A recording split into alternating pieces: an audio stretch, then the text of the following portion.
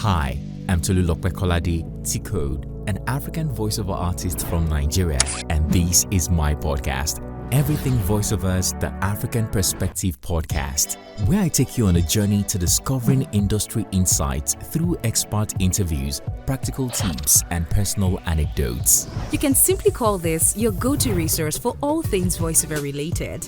Buckle up as we discover the art, craft, and business of voiceovers through a uniquely African lens on this episode. Enjoy!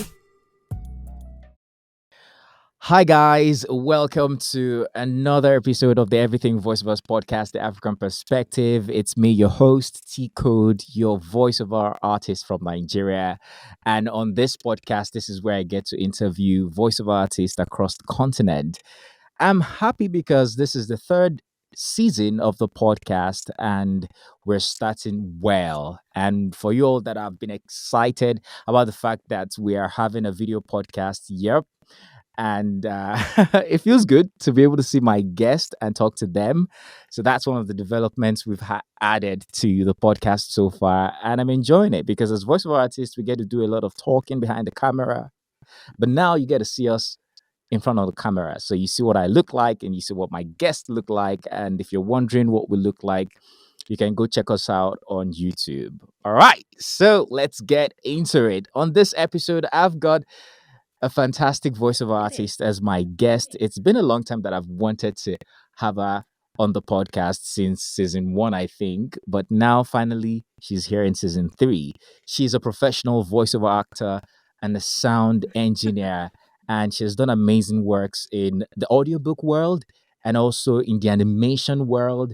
And she's also doing incredibly well in commercials alongside many other genres of voiceover. I'm talking about no other person than one of Nigeria's sweetest voiceover artists. Her name is Serah Johnson. Hello, Serah. Hi, Tcode. I'm super excited to be here. Hi, guys. Yeah, super excited to have you too on the podcast. And how's it over there? How is Abuja? And how is being Ooh. a solo voiceover artist or an indie voiceover artist, if there's anything like that? Because for podcasters, we say indie podcaster.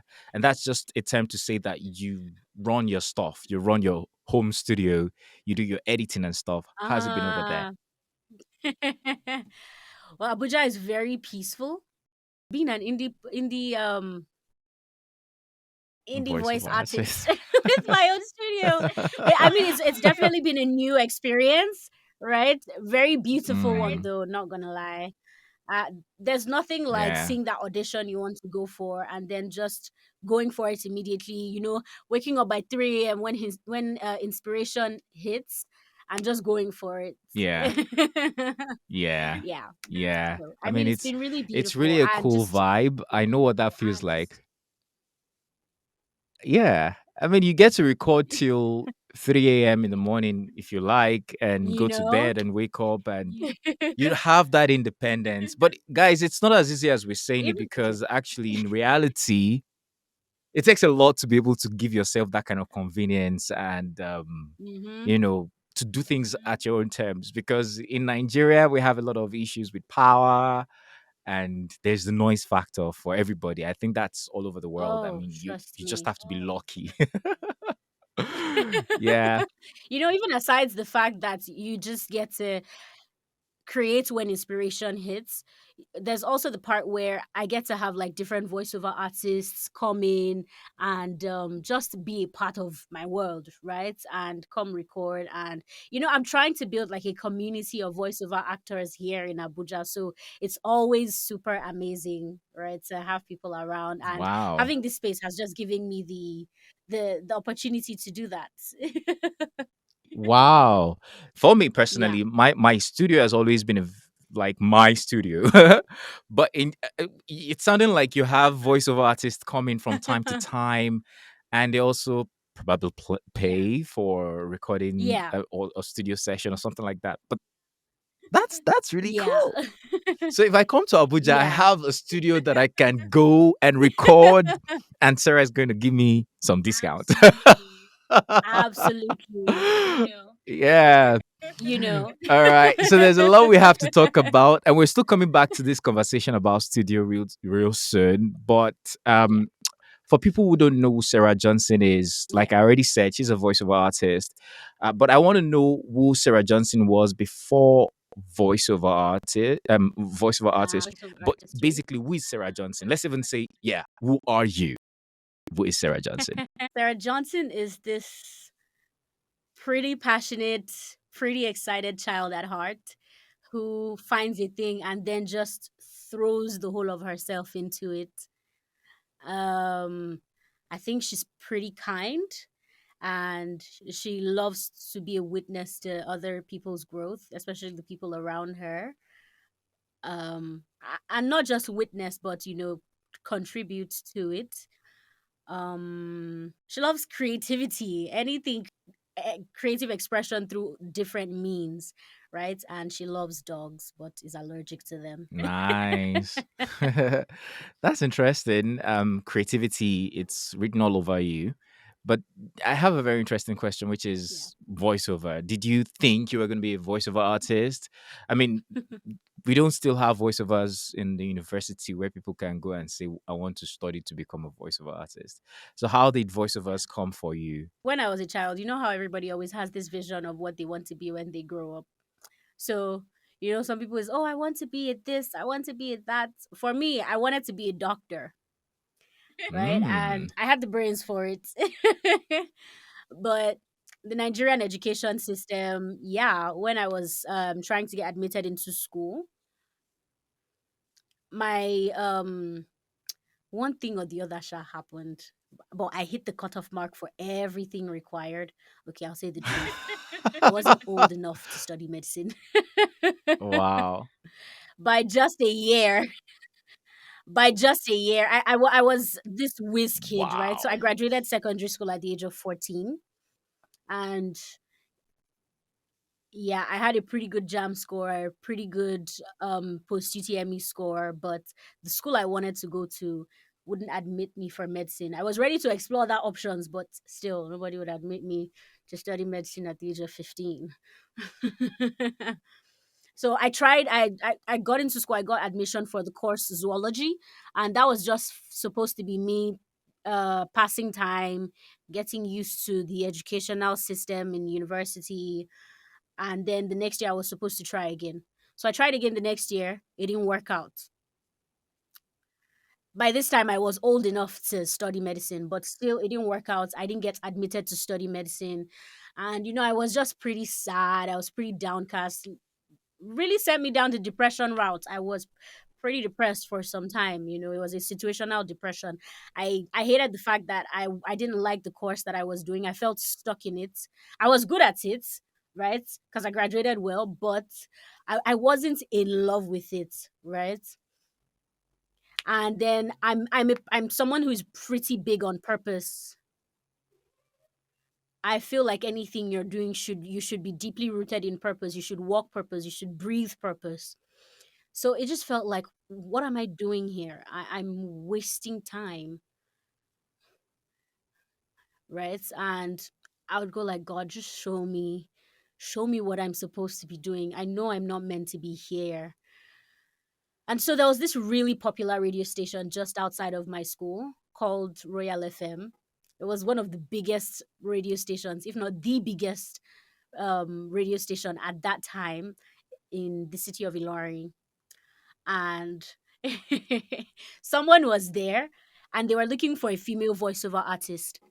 And they're like, the person went, see, that's another lesson on networking and the right people mentioning your name in the room. And he was like, I know this girl. She's not a voiceover artist, but she has a really nice voice and she has a way with words. And they're like, okay, bring her in. And they brought me in. And now note that I grew up watching commercials, listening to all the popular jingles we had, like Skybank, always there. Shout out to Those Shion ads, Shobo. like big shout outs, that his story comes later in the story of my growth in Yeah. voiceover, right? So Yeah. I had grown up listening to the radio, listening to commercials on TV, but I never knew it was a job description, right? And even till now, in my big age, I still watch cartoons. I love watching cartoons. So, I didn't know that the people that do that had a job description called voiceover. Now follow me, it's all going somewhere. So when I found myself Okay. in the radio station with the person calling me in to come and just record this voiceover, that was my very first voiceover. It was for Quara at 50, right? And I started recording and I did the first take. They're like, wow, you're so good. You're like a natural at this thing. Have you done voiceover before? And I'm like, no, this is my first time in a studio. I didn't know it was a thing. I was like, this is a thing. Like people do this, you know. And that was how um after I finished recording the voiceover, they just gave me 5K. And I was like, just for that small work, you give me 5K. That's crazy. Like I had so much fun. It's like you're giving me 5K to just come and have fun. Okay, great. So I would And what come, year was like it, this? it was just a this was 2016 or 2017. Okay. Yeah, so it felt really nice to just come in, have fun, do all that. And um that was when they encouraged me and they were like, you have a really nice voice, you should consider this, it's actually a career path. And it just got me thinking, like, wow, I love this. And for the first time in such a long time, I felt like I was in purpose, like I was doing something that mattered. I was adding value, you know? And I was like, yep. And I really love this Chinese term called ikigai, right? So I'm a very big reader. Yeah. I, that's why I'm in audiobooks, right? Mm. So I'd been reading something about ikigai and a lot of things about purpose. So it was like, ikigai. And I was like, yeah, I'm going to go down this path. So now the next phase was, how do I break it to my dad that I'm not studying medicine again and I want to be a voiceover artist? you know, this child that wanted to study medicine is now Yeah. coming up to tell you she wants to do voiceover. I'm like, what's going on? But I mean, yeah, pretty much that Yeah. was that. To cut the long story short, that was how I got into voiceover. Then the following year, no, 2 years after, because 2019 I was busy with schoolwork but still working in voiceover. I got into radio at that time as well. And then 2020 we had COVID. I'd been wanting to go to voiceover academy all this while. So but I couldn't because school, then COVID. So 2021 packed up my bags and then went to voiceover academy. And that was it. Mm. That was the push I needed to it just pushed me into the world of voiceover properly. I had already been doing voiceover for like 2 years, and a lot of people had already been seeing me like, oh, this girl is good. I'd been booking small jobs and all Yeah. that. But then, yeah, Yeah. that Yeah. 2021 was when I decided to take voiceover seriously, and I did. And that was the year I made my Mm. first million. Wow. Was it the same year you Yeah. took the training at the Voiceover Academy? Oh yeah, it was. Awesome. Wow. I mean, It it's was. it's It it's not was. one of those things you hear often. A lot of people have been doing voiceovers, but making a million is not so, because of how the pricing system here works, right? Well, Although I think that's it's true. getting better gradually. Yeah. So I Yeah. am also guessing that the gig that made you your first million wasn't a Nigerian gig. Am I No, it correct? wasn't. Did I You're guess very right? correct. You see, you see, but yeah, that's the thing, and it's another conversation really about pricing. But congrats to you having to bag your first 1 million in your first year of attending an academy. I have a very interesting question, which is about how what difference did he bring to your voiceover career? Because I know Serah Johnson had been doing voiceovers before the Voiceover Academy. And I guess you were even already making gigs or getting gigs on Upwork before that time. So if I'm correct, or if I'm wrong, correct me. But then Yeah, you're what correct. difference did it make attending? Yeah. So what did difference really did it make in your career attending a voiceover academy? Okay, so I'll start from here, right?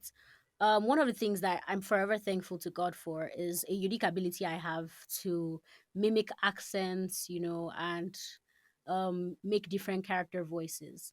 So that was one of the things that convinced me to get into voiceover because it's something that not many people can do, right? So that was what made me able to book international gigs because I narrate most of the books that I make in a North American accent, for example, or a British accent. You Wow. get me? So as much as I was And it doing that, I works. still had some struggle. It works.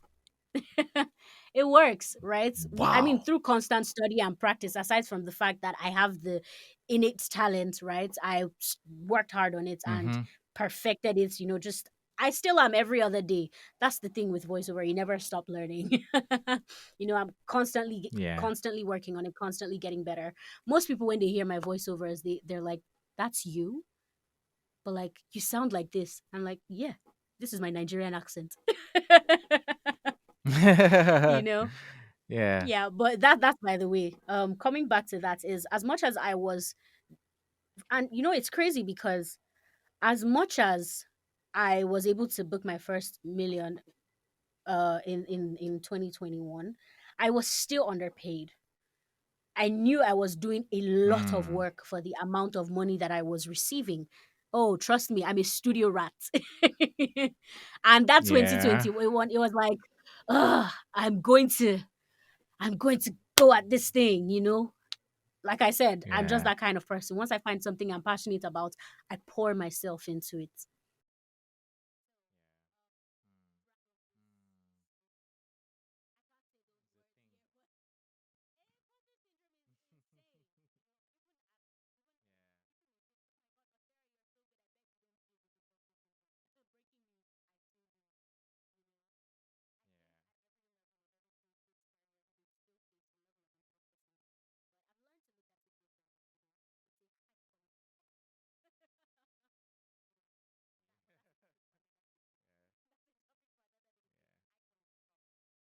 So, knowing that I had a Yeah. problem with all those things, I listed them out and I knew, okay, I'm going to this academy so that I can have a community of voiceover artists. So that was another thing. It felt like I was in isolation. I didn't have a lot of people that were voiceover Mm. artists around me. So it felt Mm. like I was just going on this path alone, right? The only other people I had connections with were the likes of Femi Bakes because we went to the same school, we went to the same university. So I was able to ask him Oh, true. questions. Yeah, so me and Femi go back like that. So Yeah. it was a thing of, okay, I could ask Femi questions if I had any auditions or anything or any scripts I'm practicing. I had somebody to rub minds with, right? So um at that point it was now like, okay, I know it's time for me to grow. I can feel it. So that's something about me that I'm another thing that I'm really grateful for. I feel it whenever I know it's time for a shift. It's time to grow, right? And I knew it was time to grow. It was time to move. So I went to Voiceover Academy. Like I said, I outlined everything that I knew I needed to learn. And when I saw the flyer again on Instagram, it was like they listed all my problems in the curriculum and I was like, okay, I'm going. Like even if I had any doubts in my heart before, I'm going, right? So booked the flights, stayed with a family friend in Lagos, and just went for the class. Went to Voiceover Academy, and I mean, it was pretty. It was such an insightful experience, and that was when I discovered that Mr. Sheon Shobo was the one behind all those ads I had been seeing as a child. Imagine how mind blowing that was for me. Because I grew up singing the Sky Bag ad, and then I discovered that it's Mr. Shobo, and he's the one that's going to be teaching us branding. That's insane. Yeah. So it was like a oh my god situation. I was so starstruck in class. But yeah, I was able to learn a lot of things. Those were the things that were holding me back, that didn't let me improve. So I also learned other things that were add-ons, like knowing the texture of my voice, So, and because I already knew my voice at that point, but when you get to learn more things about your voice, it helps you know how to control it better, right? Mm. What to do with it, what types of narration suit your voice better, and all that. But majorly, what really changed for me, what really shifted when I was at the Voiceover Academy, was that confidence in, that believing in yourself and putting yourself out there. They actually challenged us to start putting out content, right? So I learned how to negotiate properly. I learned to stand my ground, right? I mean, before, if I had said, okay, I'm charging 10,000 for this thing, and someone came and said, it's 4,000 I have, oh, I'd go like, okay, bring it. Because I was so Yeah, eager for the opportunity to learn, and it happens to a lot of young creatives. I was so eager to a learn, and I would just look lot. at every opportunity as I would just look Yeah, at every job as an opportunity to build my portfolio, even though it was at a loss.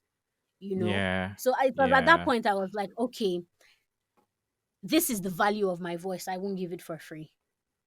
yeah, you know I won't let yeah. anybody lowball me. I had to learn to stand my ground, and it also provided me with a community of other voiceover artists like I wanted, and people that I could constantly Mm, run to for advice, for guidance, and all mm, of that. So yeah, that was what really yeah. changed.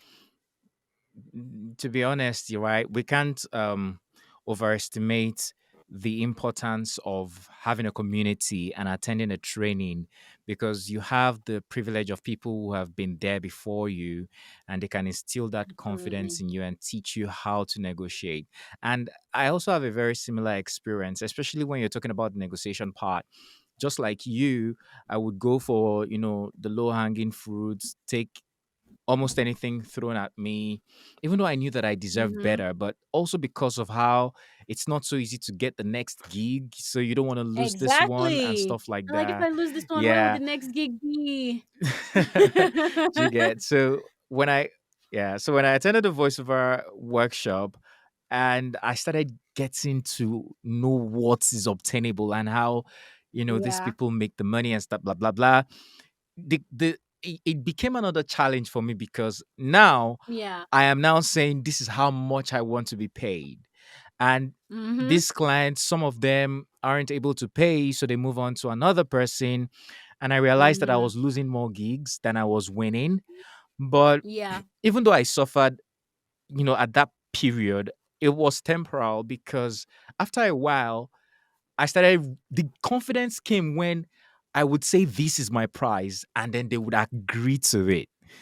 And I would make the money that I would have made in maybe 3, 4 gigs, in just one gig. So I was getting more confident. And now I can, I Exactly. state my price, that's how we roll it.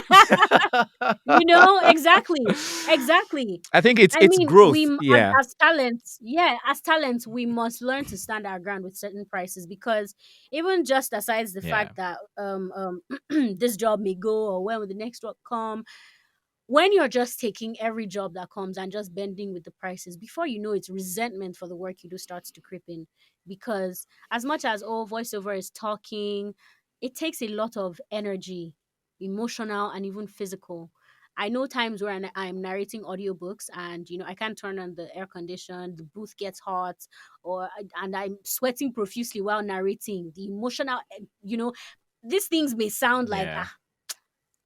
this doesn't even sound like hard work. Oh, I promise you, wait till you get in the booth. It's a lot of work. And when you know It's that a you're lot of not work. being well compensated, there's something I always say, that with creative work, to be honest, it almost feels like no price would be enough. But at the end of the day, whatever you're Mm, getting paid should be sustainable and beneficial, right? So that resentment doesn't yeah. start to creep in, and you get to start disliking both Yeah. the work you do and the clients you're working with, you know? Yeah. So it's always important to Yeah. learn as time goes on to stand your ground with your prices.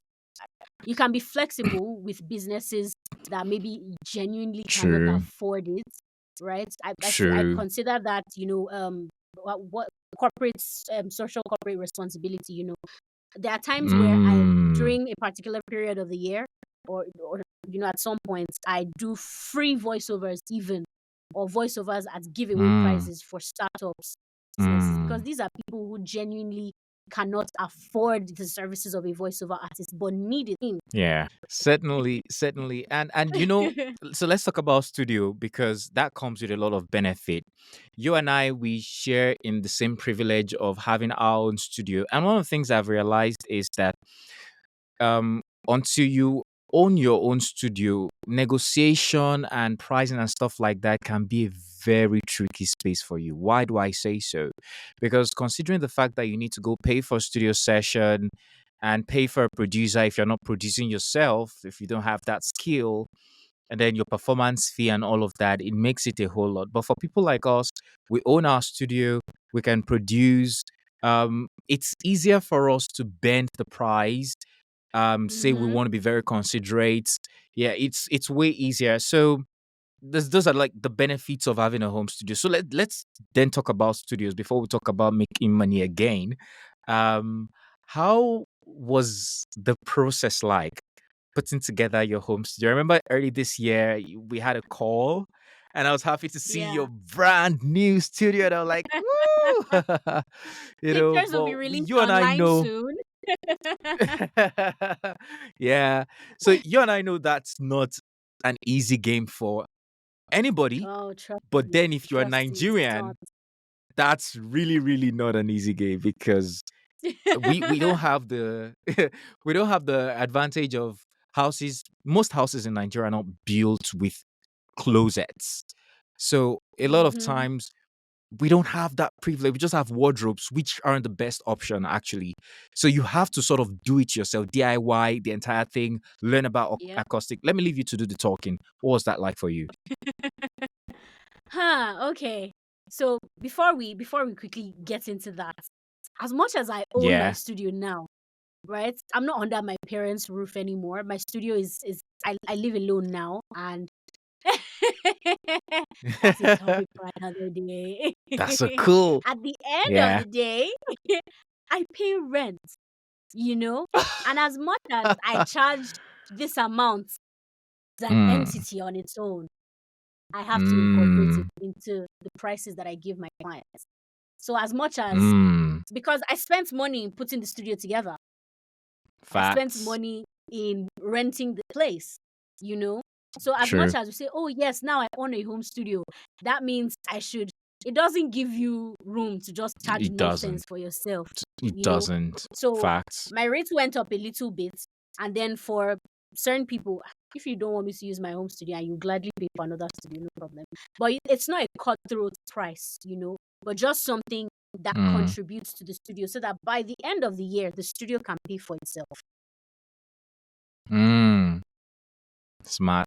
Yeah, so Yep. yeah, so there's that. So I just So added how a was it? little to my pricing for that. So yeah, Mm, back to the question on brilliant. what putting this together was like. Yeah. Ah, at some point it was like, when will the spending end? You know, because I had a budget, I had everything that I knew I was going to do. We had gone to the market, and recently things have just gone crazy. There's something that me and my friends Yeah. were saying one time. We're like, it reached my turn to do adulthood, everything costs. You know, prices have literally tripled since January, since Yeah. December last year, and then even worse, January this year. So I built the studio in December, Mm, and you know, there was just prices of things that I checked for in November were not the same in December. facts. You know, Facts. it's crazy. So the price of wood, the price of the foam I wanted to use, the price of suede, the price of rugs. So, and Yeah. fortunately, I have some experience, or I would like to say experience, but I'm very big on being a sound engineer, and you know, I'm very big on Mm, sound, studying how acoustic padding and studio design works. It's a hobby of mine. I love to mm. study. Like, oh, okay, what would you do to this room to make it sound isolated, make it but not dead, you know? You So must I be a fan always of like Boot to Junkie study then, stuff. I guess. Yes, I am. Facts. Facts. All right, go on. So yeah, a fun story. When I was building my first home studio at my parents, I watched a lot of Booth Junkies videos as a guide. And then Pinterest was my bread and butter. I was slipping inside Pinterest. Mm. So yeah, getting to know dimensions, how, and then just getting to know the basics of sound engineering helped me to be Yeah. able to design what I want my studio to be like. So it was still cheaper, because typically when somebody else wants to do something like this, they would have to get somebody that specializes in acoustic padding and Yeah. design to get it done for them. So for me, that was already cut down from the cost of building the studio. Um, Mm. then I just called my carpenter. He was the one that helped me build my first home studio too. I told him, okay, this is what I want. So I sat down with him. We started drawing out, and since I already got the place, he came in, would sit down, look at the place, make measurements, draw on the walls. Okay, this is how we want it to be. This is how we want it to be. And we just started, and within a week or two, we're able to finish up. It was like every day we're Interesting. coming in, getting the work done. I think the last part of everything that now took time was laying the rugs, because there's something about studios made for music recording and studios made for Mm. recording voiceovers. There's a Voiceover. difference. Yeah. Yeah, there's a difference, because Absolutely. last year I suffered stuff like that. There were animation projects that I couldn't record in my studio because of either bad network, noise from around the neighborhood. As good as it was, Mm. there was a mosque behind my house, so it called prayers. It Whoa. interfered with my recording. Yeah, so I had to go out Yeah. to record. And in my Yeah. search for studios, I realized that a lot of studios were built to accommodate music recording, not Music. voiceover recording, because you'd have the casting director over the call say, "Oh, move closer to your mic. I can hear the sound of the room," because I Mm-hmm. mean, the room can't be too isolated when you're doing music, because the sound of the room also adds to the character of the music you're trying to create. But the other is the True. case, the opposite is the case when you're trying to create voiceover. What we need is your voice, and we need it to sound Yeah. as should I say secluded or As isolated as dead. possible, but not Yeah. dead. Yeah. Yeah, but isolated, but not dead, right? Not dead, but yeah. The room, I mean, the room Yeah, sound itself is dead, but your voice is yeah, isolated. exactly. Exactly. Yeah. Exactly. I guess that's a better way to put it. So I Yeah. am great. I So I'm mean, really excited about uh, that. the fact that you've done your homework to understand room acoustics, treatment, and all of that, that obviously played a huge role in you having a very Hmm. solid home studio, and I'm proud of you. I say Absolutely. congratulations again and Yeah. well done. Right. Thank Now, you very let's talk much. about something which you mentioned earlier. The fact that you can do voiceovers in various accents. Now, first off, Yeah. that is a huge plus for you and for any African, basically, because not just the fact that we can do voiceovers in our indigenous languages, but then we now are able to do, and I think that also helps. I was looking at your profile and you're a top seller on Upwork, and I was like, wow, this is impressive. But knowing this information, sort of like in my mind, I'm like, okay, this would also be another advantage to why you're able to, because I want to assume that you're not just getting Nigerian based gigs, but No. international gigs as well. Exactly. So that's a huge plus. But that's not even where I'm going to. I have seen a lot of people who think voiceover is all about accents. So they approach it from trying to study another accent, which I think it's not the best approach. Or should I say it's not even the right approach? Be- because I feel like you need to, first of all, be comfortable and master your own indigenous accent in a Your way voice. that you speak well. You are eloquent, right? And now that the world is going conversational, we need to bring that also to our own accent and our own language. So that would require less of trying to become another accent when you're doing especially Nigerian gigs, but rather trying to speak the way you talk to your friend on a normal day, right? So let's take this to animation. Gradually, we're beginning to see animation come alive in Nigeria. Um, you've been on Moji, which happened last year, which was a big one. Lately we saw Iwaju, from Disney with Kogali. And I know there are some Yeah. other animation works, going on. So Mm-hmm. let's talk about that. we need to keep it deep. Mm-hmm. I'll probably Which will cut sound like this out of the podcast. 376. No, no, no, don't need to cut it out. Yeah. Let's just, Okay, but we just leave it we there. know, We just leave we there. know, we know. All right. So, I'm saying this because I feel like people need to hear it from somebody like Serah Johnson, whom a lot of people I think look up to in the industry when it comes to animation, to understand why we need to respect our accents and use it to tell our stories the way they should be. I'm not against people trying to learn Absolutely. accent, but every time I see an animation script, people, Nigerians, Africans tend to read this script as though they were American, and I'll tell I you think why. it's also Go on first. yeah, yeah, because I feel like all our lives we were, taking in animation in that accent. But I want Exactly. to hear your opinion on this and your advice moving forward to people who want to delve into animation. You already said part of it already. We grew up watching, we are a product of our environment. We're a product of the things we have consumed. All our lives, we grew up watching cartoons from Disney, Dreamscape, Mm, Pixar. We grew up yeah, watching cartoons from these guys. And what was it presented in? The American accents. I mean, it even took some time true. before black people got representation in these cartoons, not to talk of Mm, Africans, you know?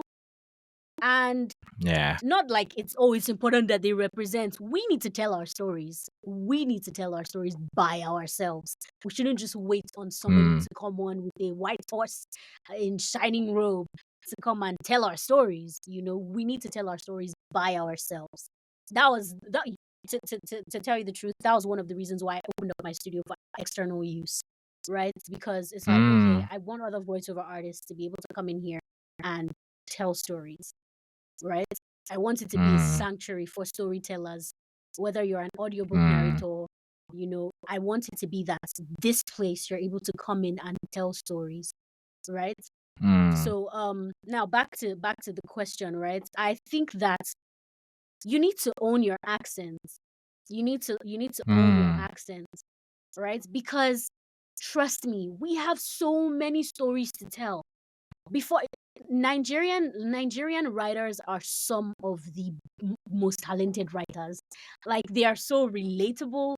They are like we Nigerian writers are great. It's about time, and it is time that it is that time where I feel like the Western world is kind of bored of their own kind of content, so they're looking to other places for content. Their eyes are on Africa, their eyes are on Nigeria Yeah, because they see what we yeah. don't see. That we have stories to tell. Before, like, are we going to start talking about folklore? Are we going to start talking about Mm, our daily experiences? What is going on in yeah. Nigeria now is enough to do season film, but that's by the way. Yeah. That's by the way. We have incredible stories to tell, and you are going to have to tell it in your own accent, right? Mm, When people want to practice scripts, instead of just, and this is the importance of training, right? This is the importance of training. Learning to, when you find your voice, as much as you grew up watching American cartoons and the voices you can do, you can immediately attack it first with an American accent or a British accent. When you're able to know your voice and know how to utilize your voice, you are able to channel that skill of making a voice or a character voice, or any expression you want to make in your own accent. So I mean, while mm, it is wonderful, absolutely wonderful to be able to perform in other accents, definitely, I mean, in voiceover, versatility is beautiful. you know it is mm-hmm, very important at the end of the day to be able to speak in your own accent and utilize your natural way of speaking in storytelling and mm. in character voice creation. You know. Mm. So yes, Awesome. to I that agree voiceover with you. artist out there, I own your accent. I agree with you, Sarah. I do. And it's been an interesting conversation speaking to Serah Johnson, who started from wanting to study medicine, doing a 9 to 5, to becoming a Yeah. freelancer, making money. And it's really cool. But let me ask you, how do you manage being a freelancer? Now, this question is important because for someone who is not just any type of freelancer, but a voiceover artist. Now, the reality is it's not like we're under a particular employment that guarantees, the steady flow of gigs. We need to search Mhm. for gigs. Mhm. And you are Yeah. beyond just a talent. You are a business manager. You are everything. So how do you manage this reality? How are you able to put yourself in check, discipline yourself? Because nobody's going to say you need to be at work by 8 a.m. You have to do one or two things, right? So let's talk about that reality now. I don't know if you're exactly signed to an agency, but for many of us who might not be signed to an agency and we're looking at becoming maybe full timers in the future, what's that? How do we manage our ourselves? Not finance, but actually Discipline. Okay. the business, right? Being a Right. business person, Mhm. thinking business, managing, okay, how do I file this? What do I do? You're beginning to send emails. These are not things you want to be a voiceover artist, actually. You didn't say, oh, I want to become an accountant, or I want to become a customer service rep, or I want to become, I just want to do my work and be a voiceover artist. But you come in and you I realize that if know. this is the life you chose, yeah, so there are You many have to wear add-ons. that hat. So exactly. So that's what I want us to talk about. So how do you manage that, and what are the things to maybe look out for to be able to do and stuff like that? Right. So, um, the business of it all, really, like you said, as much as you're a voiceover talent, you also need to remember that you're wearing other hats. And if you don't Mm, wear those other hats, and then when you get to the point where you can outsource them, great. But at the beginning, you're the one doing majority of it. You have to realize and mm, instill that discipline that if you do not track these parts, these parts, you will not grow financially, at least. You will not grow. So what I do is I try to keep a spreadsheet of every job that has come in, the earning. This helps you know how much you're actually making in a year or in a month. It helps you know what kind of customers you attract more. Like you have to think outside of yourself. Think as a business. Think as a mm, business with yourself as the lead talent in that business, mm, right? So mm. that's why I said that, okay, as much as I have a home studio, the studio still needs maintenance. I have to think outside True. of myself. What is the cost of execution? What if something happens and I'm unable to use my studio? I need to go outside and book a studio.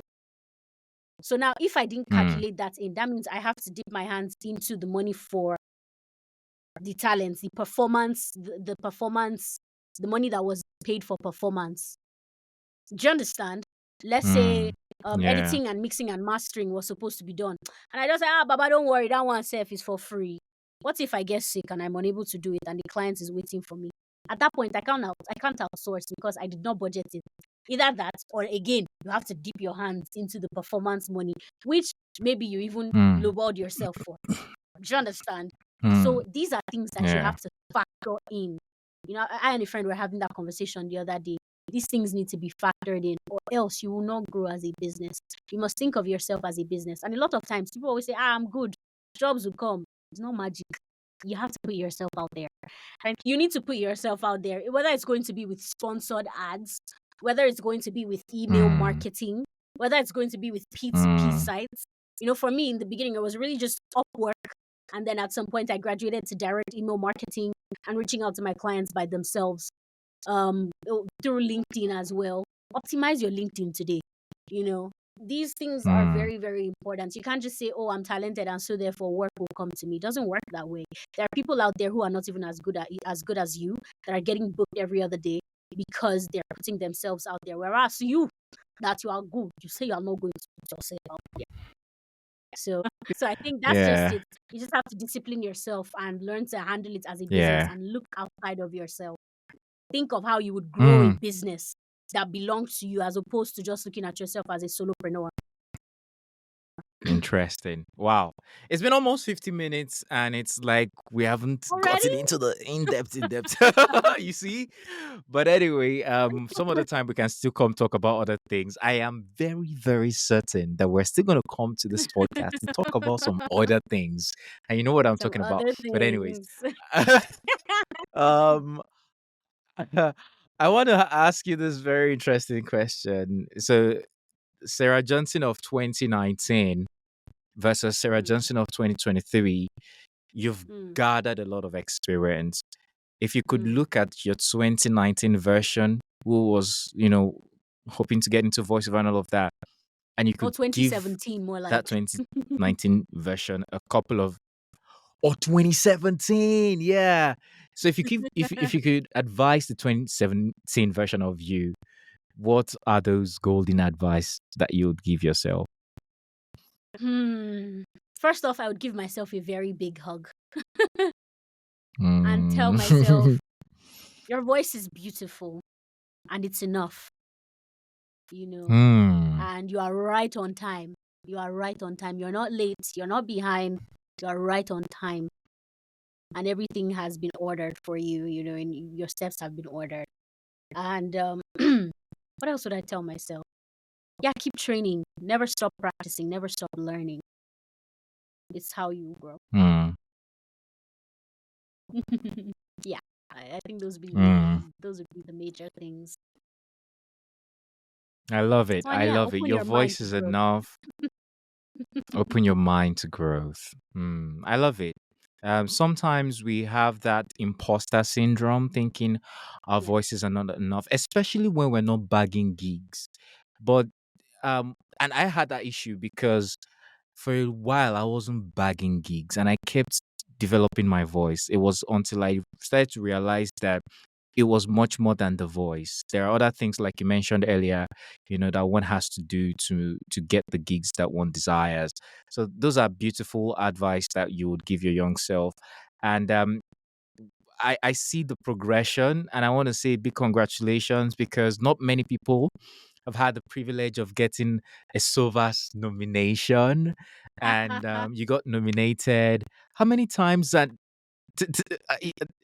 okay, let me let you do the talking. I mean, you've gotten a nomination.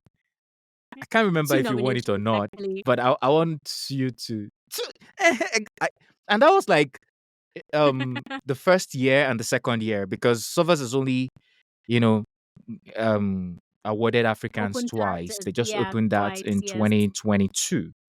Yes, and you got Yes. nominated both years. All Yeah, right. I did. Yeah, I mean, And I won. I I doff won my the heart. first year. You won the first year. So you're Yeah. one of the very few Nigerians who have a Sovas award. Like that is amazing, Sarah.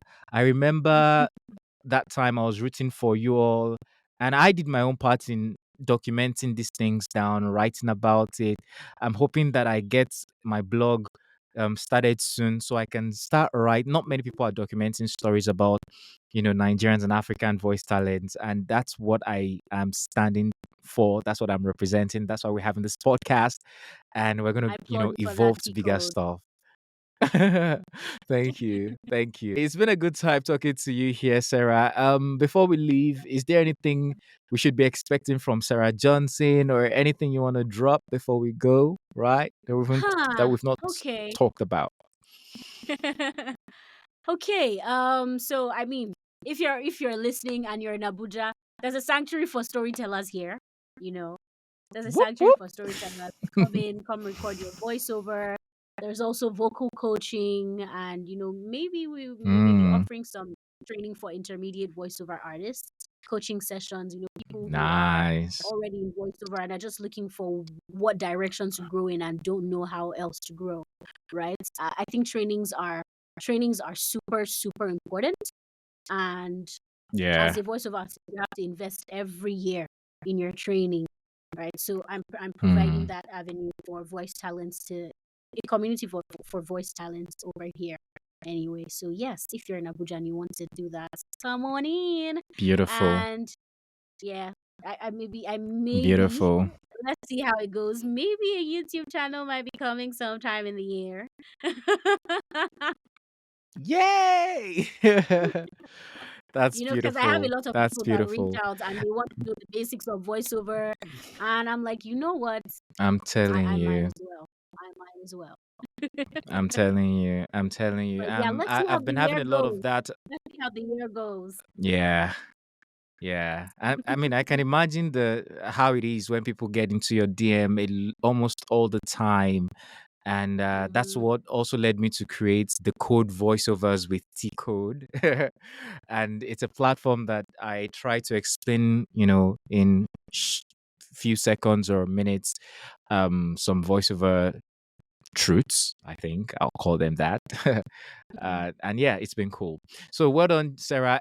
Um, for people who want to contact you, do you mind just telling us how they can reach you? Although I'll be dropping links in the show notes for those who also would Okay, like to click a link. absolutely. So to reach out to me and connect with me on Instagram, that would be underscore Serah Johnson. SERAH Johnson. That's JOHNSON. Serah Johnson underscore Serah Johnson. You're gonna see me in my whites talking into a mic. And then you can connect with me on LinkedIn as well, Serah Johnson. Yeah, Serah Johnson on every platform, pretty much. So but where people miss Amazing. it is the spelling. It's an S Oh E yeah, R A H. SE, not SA. Yeah. Awesome. Awesome. All right, that's it for today's episode with the amazing award-winning, audiobook, animation, commercial voiceover artist from Nigeria, right here in Africa. We're talking about no other person than the amazing Serah Johnson. Thank you so much for being a part of the podcast today, Sarah. I like that. Uh-huh. Oh yeah, and yeah, that wraps it up for today's episode of the Everything Voiceovers podcast, the African Perspective. Thank you guys for listening and for watching. If you're watching on YouTube, watch out for the Mm. next episode as I'll be bringing another guest and we talk about what it feels like or what it is like to be a voiceover artist in Nigeria. Till then, I remain Tcode, and I'll see you in the next episode. Bye, guys.